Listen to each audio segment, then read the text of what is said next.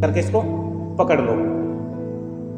अब आपके दिन की शुरुआत कैसे होनी चाहिए? सुबह सुबह एक तो आपको सुबह ब्रह्म मुहूर्त में उठने की आदत डालनी ही पड़ेगी। आराम आराम से करो, तभी आप एक सक्सेसफुल लाइफ जी पाओगे बच्चों।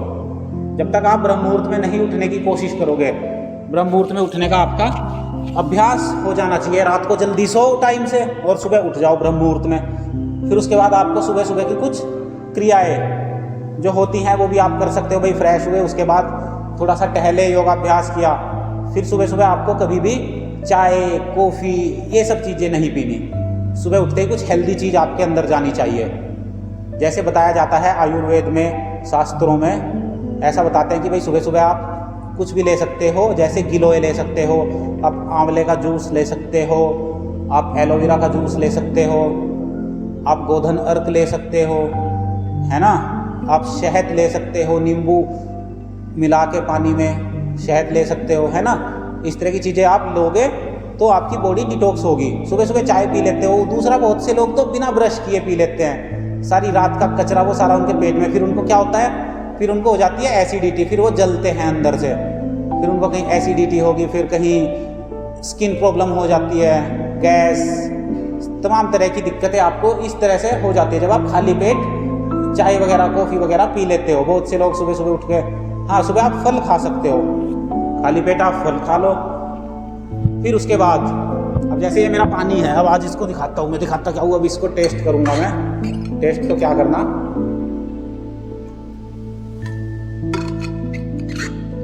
ये है सोमरस। आहा, ये सोमरस कैसे तैयार करता हूँ मैं डेली सुबह।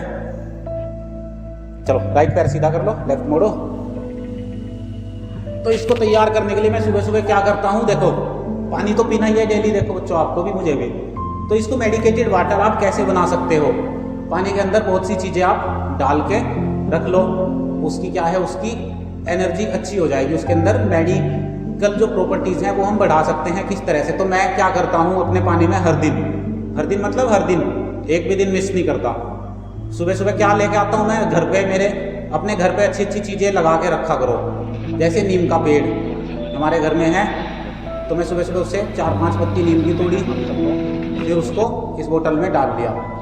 फिर साथ में थोड़ा पुदीना, अभी गर्मियाँ चल रही हैं तो पुदीना शरीर को ठंडा रखने का काम करता है। आप थोड़ा पुदीना डाल सकते हो, 4-5 पत्ते लिए पुदीने के, बोतल में डाल लिया, आप जो भी बोतल रखते होंगे। फिर उसके बाद थोड़ा सा इसमें मैं डालता हूँ नमक, थोड़ा सा पीस काट के नींबू का, और एक सदाबहार का फूल।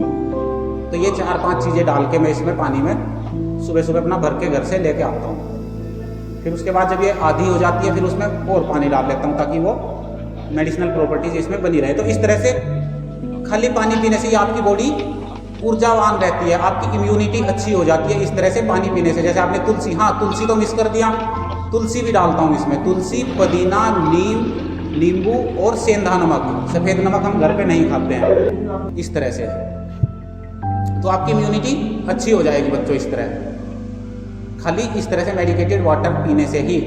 दूसरा, आज दिन क्या है, सोमवार का।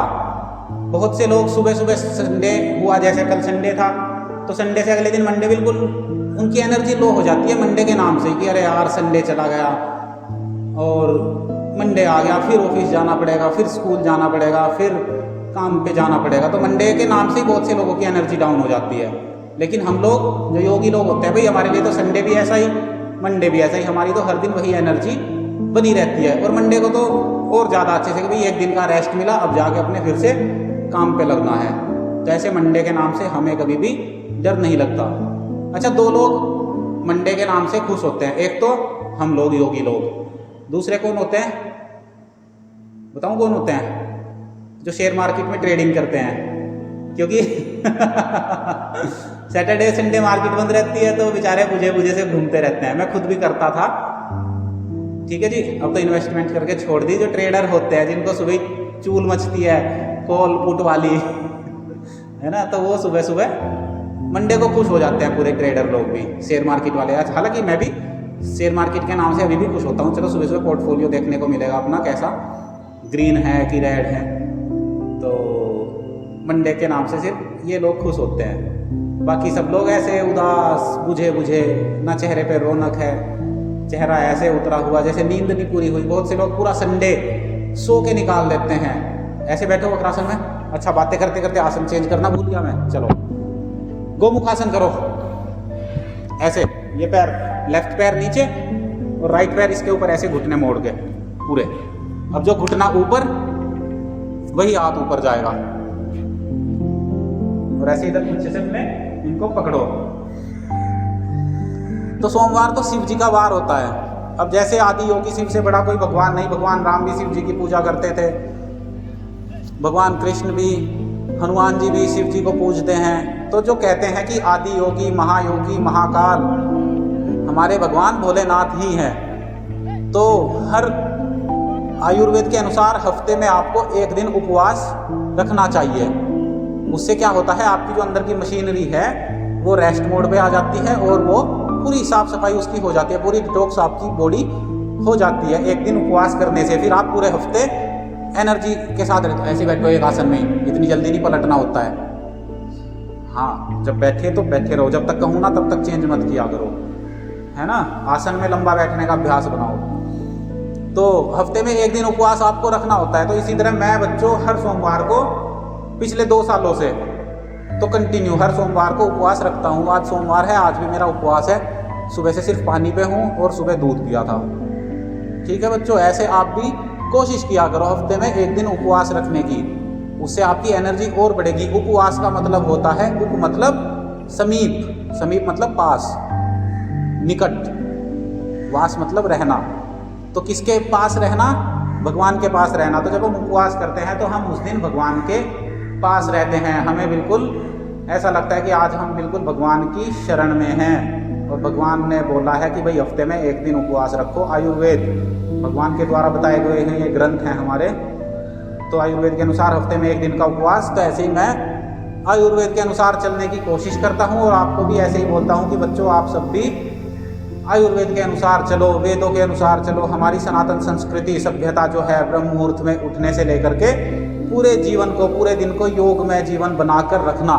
ऐसे आपको हर समय बिल्कुल अवेयरनेस के साथ जीना होता है, तब जाके हमारा योग सिद्ध होता है। और इसी तरह योग में हम बोर नहीं होते। वरना बहुत से लोग बोल देते हैं कि हम योग में बोर हो गए, योगा बहुत बोरिंग है, योगा तो बुड्ढों का काम है, योगा तो बीमारों का काम है। नहीं, योगा हर व्यक्ति को करना चाहिए। और हमारा ये अभियान भी है कि हमें योग को हर व्यक्ति तक पहुंचाना है।